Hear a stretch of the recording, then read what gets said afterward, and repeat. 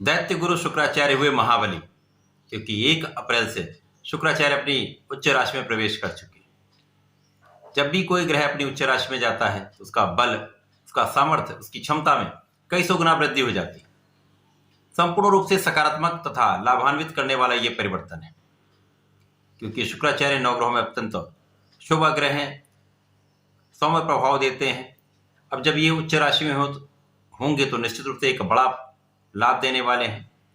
परंतु जब ये मीन राशि में पहुंचेंगे, वहां पर पहले से ही राहु का गोचर चल रहा होगा, तो यहाँ पर शुक्राचार्य महाबली होंगे, परंतु यहाँ पर ये राहु के दूषित प्रभाव में भी, जिसका भी प्रभाव समस्त राशियों को मिलने वाला है।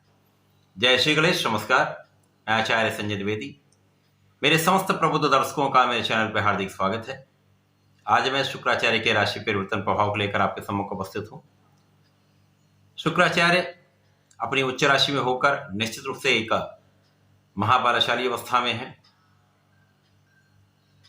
जो इनके कारक भाव हैं उनमें कई गुना प्रगति होने वाली है, तथा जिन जिन भावों के स्वामी हैं उनका बल कई सौ गुना बढ़ चुका है।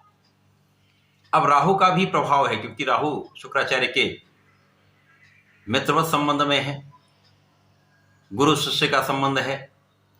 तो यहां पर राहु का प्रभाव शुक्राचार्य के कारक भावों को अचानक प्रगति कराने का होता है। अब समस्या कहां आएगी? जब इन्हीं भावों को राहु एक सीमा से अधिक बलवान कर दें, तो किसी भी जो कोई भी भाव है या कोई भी चीज है, उसकी एक सीमा जब पार हो जाती है तो अति हो जाती है। तो अतिशय अवस्था बन रही, जो अतिशय अवस्था होती है उसके कारण समस्या उत्पन्न हो जाती है। आज मैं मकर राशि के लिए शुक्राचार्य के इस राशि परिवर्तन का क्या प्रभाव मिलने वाला है, किस प्रकार के लाभ मिल सकते हैं, कौन सा भाव प्रबल होगा, कहां कितना लाभ ले पाएंगे, कहां पर समस्या आ सकती है, उसका क्या निराकरण, संपूर्ण विश्लेषण मैं पूर्ण तर्क के साथ करने जा रहा हूं। प्रिय दर्शकों, यह राशिफल आपके चंद्र राशि पर आधारित है, अर्थात आपकी जन्म कुंडली में यदि 10 नंबर में चंद्रमा है तो आपकी मकर राशि है। मकर राशि के स्वामी शनिदेव हैं। शनिदेव तथा शुक्र का आपसी संबंध अति मित्र का है। यहां पर यदि हम अवलोकन करें तो शुक्राचार्य मकर राशि के लिए आपके पंचम के स्वामी तथा कर्म के स्वामी।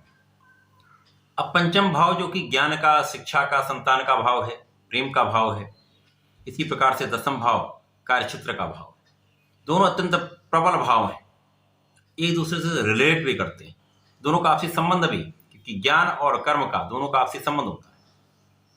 अब इन दोनों भाव के स्वामी तृतीय भाव में गोचर करने जा रहे हैं, यहां पर ये राहु के साथ प्रभाव में। तो पहले तो इस भाव की प्रबलता प्राप्त होगी। तृतीय भाव में राहु का फल अत्यंत श्रेष्ठ होता है, तो राहु का बल भी यहां प्राप्त होगा, तो आपका भाग्य अच्छा लाभ देने वाला है। और शुक्राचार्य अपनी उच्च राशि में होकर जब आप भाग्य भाव को देखेंगे तो यहां पर निश्चित रूप से आपकी भाग्य की प्रबलता आपको प्राप्त होने वाली है। शुक्राचार्य के पास एक ही दृष्टि है जो 180 डिग्री पर होती है। सीधी दृष्टि का प्रभाव आपके भाग्य को बढ़ाने वाला है, भाग्य से संपूर्ण अवरुद्ध कार्य बनाने वाला है, कार्यों में प्रगति दिलाने वाला है, कार्यक्षेत्र में प्रगति कराने वाला है। अब यहां पर आपका परिश्रम है श्रेष्ठ रहने वाला है, लोगों का सहयोग प्राप्त होगा, छोटे भाई बहनों का संपूर्ण सहयोग आपको मिलेगा। राहु शुक्र का प्रभाव निश्चित रूप से आपको महाबलशाली अवस्था में यहां पर लाने जा रहा है। यहां पर आपका कार्यक्षेत्र भी प्रबल होगा, कार्यक्षेत्र में एक बड़ा लाभ आप लेने जा रहे हैं, क्योंकि राहु आकस्मिकता के कारक है। तो यहां पर निश्चित रूप से आपके कार्यक्षेत्र में अचानक बड़ा लाभ आपको मिल सकता है, पद का लाभ मिल सकता है, कार्यक्षेत्र में प्रगति हो सकती है, व्यापार में विस्तार हो सकता है, धन का एक अच्छा लाभ आप लेने वाले, क्योंकि यहाँ पर लग्न के स्वामी भी अच्छी स्थिति में, बलवान यहाँ पर आपकी स्थिति, तो आपका स्वास्थ्य भी अच्छा रहेगा। साथ ही साथ यहाँ पर ज्ञान का भाव भी प्रबल हो रहा है, शिक्षा में सफलता, ज्ञान में सफलता, शिक्षा ज्ञान से विशेष लाभ, संतान सुख भी प्राप्त होगा, संतान की प्रगति का भी योग है।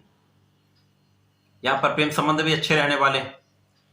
अब जब शुक्राचार्य और राहु का आपसी संबंध बनेगा, जब इनके बीच में अंशों का अंतर कम होगा, जब शुक्राचार्य राहु के बिल्कुल समीप होंगे, तो यहां पर ये दूषित हो जाए।